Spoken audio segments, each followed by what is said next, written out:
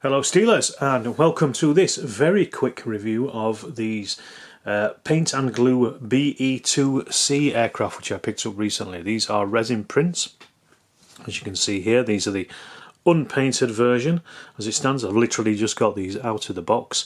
These are 1/144 scale, so they fit in pretty well with Wings of Glory ranges from Ares and other similar ranges. And as I say, these are 3D printed. I'm going to paint these up so I can show you how they look when they're painted as well for the end of this video, but this is just a quick review of these just to show you how they look and how they come. And these are really nice little sculpts. I think they're relatively new releases. These are the BE2cs that I picked up. The reason I got these is because they don't do these in Wings of Glory ranges, unfortunately, and which is quite strange because it was one of the mainstays of the Royal Flying Corps observation aircraft throughout the First World War, so I'm very surprised that they don't make them. The BE stands for Blériot Experimental.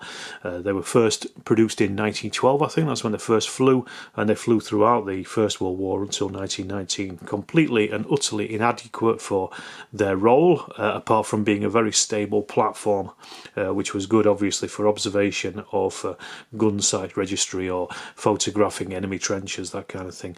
But they were also known as Fokker fodder, because so many were lost to the German aircraft, especially during bloody April of 1917.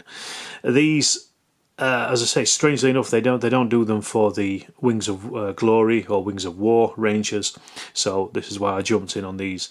And there is quite an extensive range already on Paint&Glue's website. I'll put the link in the description, obviously, as usual.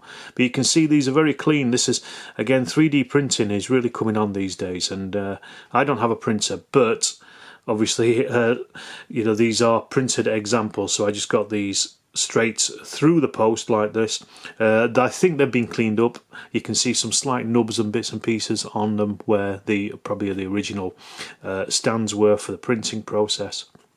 And there's a couple of little bits and pieces here, like these little pieces here on the struts, which will just have to be removed, and I'll just have to go around these with a pretty sharp knife and clean them up. But the actual cleanup is going to be incredibly minimal anyway.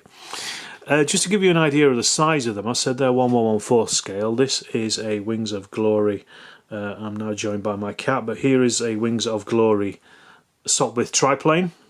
So it gives you an idea. Obviously, these are pre-paints.